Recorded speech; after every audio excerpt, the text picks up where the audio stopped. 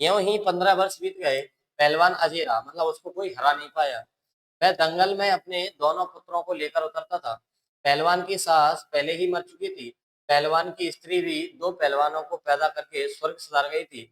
दोनों लड़के पिता की तरह ही गठीले और तगड़े थे। दंगल में दोनों को देखकर लोगों के मुंह से अनायास ही निकल पड़ता, यानी बिना प्रयास के ही निकल पड़ता, वाह, बाप से भी बढ़कर निकलेंगे ये दोनों बेटे।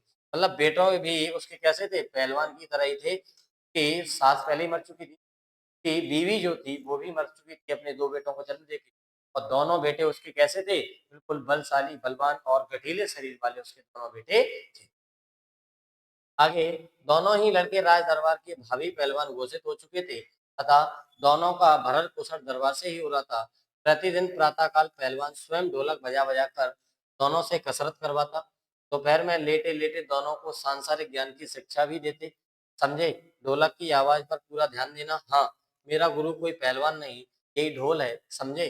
ढोल की आवाज के प्रताप से ही मैं पहलवान हुआ हूँ। मतलब अपने बेटे को क्या कहते हैं कि मेरा गुरु इस दुनिया में कोई नहीं है, मेरा गुरु है केवल ये पहलवान, ये सॉरी ढोल, क्योंकि ये जो ढोलक बजती थी तो मैं उसमें से दाव काटो, बाहर आ जाओ और गर्दन पकड़ो, ये सब चीजें सीखा हूँ मैं। वो कहाँ से सीखा हूँ, ढोलक से ही सीखा हूँ। तो ढोलक ही उसका गुरु है, कोई अन्य गुरु उसका नहीं है।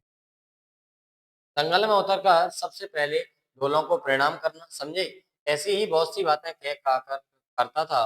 फिर मालिक को कैसे कोसा कहा जाता है, कब कैसा व्यवहार करना चाहिए आदि की शिक्षा वह नित्य दिया करता था। मतलब डेली ये शिक्षा भी अपने बेटों को वह दिया करता था। आगे किंतु उसकी शिक्षा दीक्षा सब किए कराए पर एक दिन पानी फिर गया। वृद्ध राजा स्वर्ग सिधार गए, मतलब बूढ़े राजा थे, वो कहाँ चले गए, स्वर्ग सिधार गए, डेथ हो गई। नए राजकुमार ने विलायत से आते ही राज्य को अपने हाथों में ले लिया। राजा साहब के समय शिथिलता आ गई थी, मतलब रुकावट आ गई थी। राजकुमार के आते ही दूर हो गई। बहुत से परिवर्तन हुए, उन्हीं परिवर्तनों की चपेट घात में पड़ा पहलवान भी। दंगल का स्थान घोड़े की रेस ने, मतलब अब दंगल वहां से खत्म कर दिया था और वहां उसकी जगह क्या आ गया, घोड़े की रेस आ गई थी। जैसे आज अपने यहाँ बेरोजगारी का दौर है और बेरोजगारी ये इतनी चरम सीमा पर पहुंच रही है, क्यों, क्योंकि आजकल मशीनों ने इंसान को घेर लिया है। टेक्नोलॉजी इतनी आगे बढ़ गई है क्या कि रोजगार हम दे तो दे कहाँ से। तो यही तो सरकार पर बात कर रहा है वो, कि नए सरकार आई ने कुछ चेंजमेंट किए और चेंजमेंट में कुछ लोगों का बहुत बड़ा नुकसान हो जाता है। आगे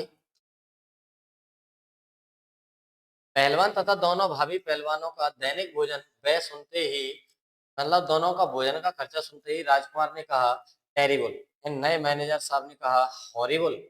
पहलवान को साफ जवाब मिल गया, राय दरबार में उसकी आवश्यकता नहीं है, उसको गिड़गिड़ाने का भी मौका नहीं दिया गया। मतलब राजा ने सुना कि इनका खाने पीने का खर्चा कितना है दोनों पहलवानों का, बोले इतना, अरे इतना, हटाओ इनको, इनकी जरूरत ही नहीं है, क्योंकि अब कुश्ती होगी नहीं, दंगल होगा ही नहीं अब। तो अब क्या करेंगे, अब घुड़सवार करेंगे, यानी घोड़ों को थोड़ा कम खाना खिलाना पड़ेगा और घोड़ों की रेस अब चला करेगी।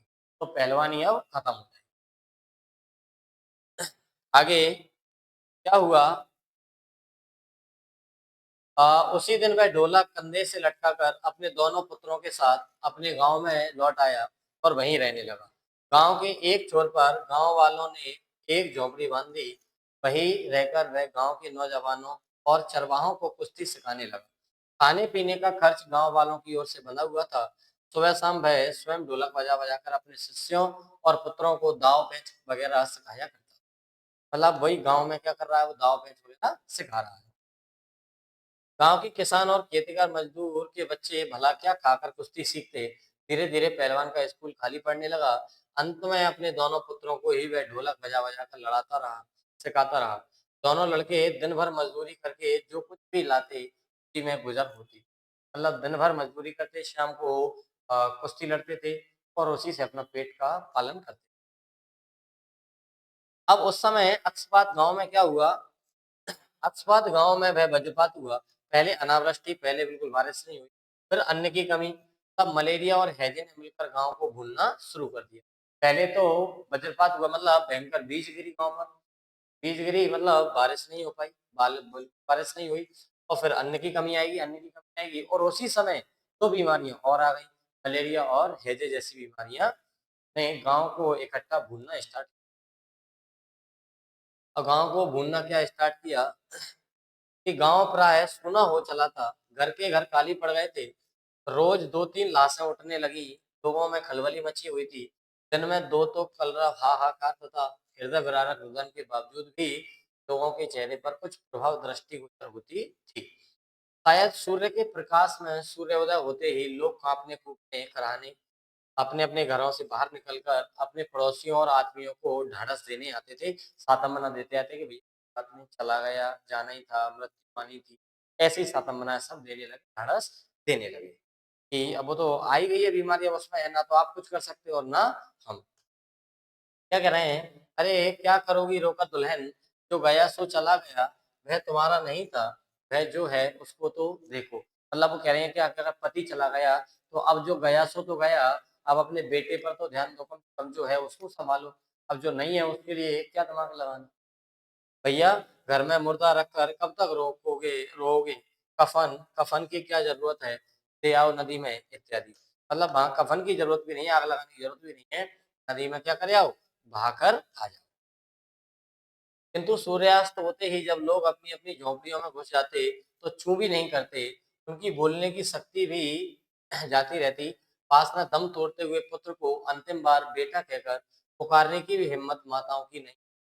मतलब उनके सामने उनके बच्चे मर रहे हैं, उनके परिवारजन मर रहे हैं, और किसी में ये हिम्मत भी नहीं कह सके वो, क्योंकि उस समय बीमारी इतनी आ गई थी चरम सीमा पर। रात्रि की विभीषिका को सिर्फ पहलवान की ढोलक ही ललकार चुनौती देती रहती थी। पहलवान संध्या से सुबह तक यानी शाम से सुबह तक चाहे जिस ख्याल से ढोलक बजाता हो, किंतु गांव के अर्धमृत औषधि उपचार पत्ते विहीन प्राणियों में वह संजीवनी शक्ति ही बरती थी। बूढ़े बच्चे जवानों की शक्तिहीन आंखों के आगे दंगल का दृश्य नाचने लगता था। मतलब वो क्या करता था, ढोलक बजाता तो सब लोगों को लगता क्या कि ये दंगल चल रहा है, उसके आगे एक इमेज टाइप की बन जाती। तो वो उस दुख दर्द को भूलकर अपने काम में लग जाते, अपने इमेजिनेशन में लग जाते। स्पंदन शक्ति सुनने स्नायुओं में भी बिजली दौड़ जाती। अवश्य ही ढोलक की आवाज में ना तो बुखार हटाने के कोई गुण था और ना ही महामारी की सरुणा शक्ति को रोकने की शक्ति। पर इसमें संदेह नहीं है कि मरते हुए प्राणियों को आग मूंदते समय कोई तकलीफ नहीं होती। मृत्यु से वे डरते नहीं। मृत्यु से न डरने का कारण क्या है कि ढोलक की आवाज आ रही है और आवाज में यह व्यक्ति लीन हो गया, और आवाज में लीन हो गया तो उसके प्राण निकल गए। अब ऐसा नहीं है क्या कि वो उसमें कोई बुखार की दवाई थी उसके पास ढोलक जो, क्या इस बीमारी को रोकने का कोई उपचार था।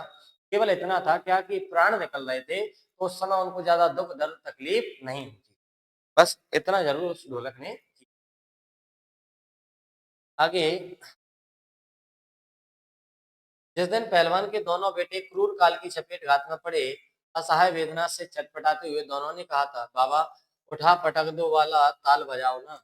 मतलब उनको भी समझ में आ गया कि अब हम मरने वाले हैं। तो उन्होंने कहा बाबा से क्या कि बाबा उठाओ पटक दो वाला ताल, एक बार ढोलक पर आप बजा दो कि हम उठाकर एक दूसरे कि चटाक चटता सारी रात ढोलक पीटता रहा। पहलवान बीच बीच में पहलवानों की भाषा में उत्साहित भी करता था, मारो बहादुर। प्रातःकाल उसने देखा कि दोनों बच्चे जमीन पर निष्पन्द पड़े थे, मतलब डेथ हो गई थी उनकी। दोनों पेट के बल पड़े हुए थे, मतलब ऐसे चित नहीं थे, ऐसे उल्टे पेट के बल पड़े हुए थे। एक ने दांत से थोड़ी मिट्टी खोद ली थी। एक लंबी सांस लेकर पहलवान ने उठाने की चेष्टा की थी। दोनों बहादुर गिर, मतलब दोनों बेटे उसके क्या कर गए, डेथ हो। उस दिन पहलवान ने राजा श्यामनंद की दो रेशमी जंगियां पहन ली, सारे शरीर में मिट्टी मलकर थोड़ी कसरत की, फिर दोनों पुत्रों को कंधों पर लादकर नदी में बहा आया। लोगों ने सुना तो दंग रह गए, कितनों की हिम्मत टूट गई। मतलब वहां के जो जितने भी लोग थे सबकी क्या हो गई, हिम्मत टूट गई कि जब पहलवान के बेटे ही चल बसे और पहलवान अपने बेटों को कहा नदी में बहा आया, तो आधे से ज्यादा लोगों की क्या कर गई, हिम्मत टूट गई थी कि अब कैसे जिए। किंतु रात में फिर पहलवान की ढोलक की आवाज प्रतिदिन की भांति सुनाई पड़ी। लोगों की हिम्मत दुगनी बढ़ गई। संतप्त पिता माताओं ने कहा, दोनों पहलवान बेटे मर गए, पर पहलवान की हिम्मत तो देखो, 1.5 हाथ का कलेजा है। मतलब बोलते हैं क्या कि इसका जैसा कलेजा अगर सभी का हो फिर कोई दिक्कत है। अपने बेटे को मर गए, दोनों को नदी में बहाया आया और आज भी ढोल बजा रहा है। 4-5 दिनों के बाद एक रात को ढोलक की आवाज़ नहीं सुनाई पड़ी, ढोलक नहीं बोली। पहलवान के कुछ दिलेर किंतु रुग्ण शिष्यों ने प्रातःकाल जाकर देखा, पहलवान की लाश चित पड़ी। आंसू पोंछते हुए एक ने कहा, गुरुजी कहा करते थे कि जब मैं मर जाऊं तो चिता पर मुझे चित नहीं, पेट के बल सुलाना। मैं जिंदगी में कभी चित नहीं हुआ और चिता सुलगाने के समय ढोलक बजा दे, वह आगे कुछ नहीं। बस इतना ही उसने अपने शिष्यों को बात कही थी क्या कि जब भी मैं मरूं तो मुझे कभी भी सीधा चित मत सुलाना, मुझे पेट के बल सुलाना, क्योंकि आज तक मैं चित नहीं हुआ हूँ। ये मैं ऐसा कहा था अपने शिष्य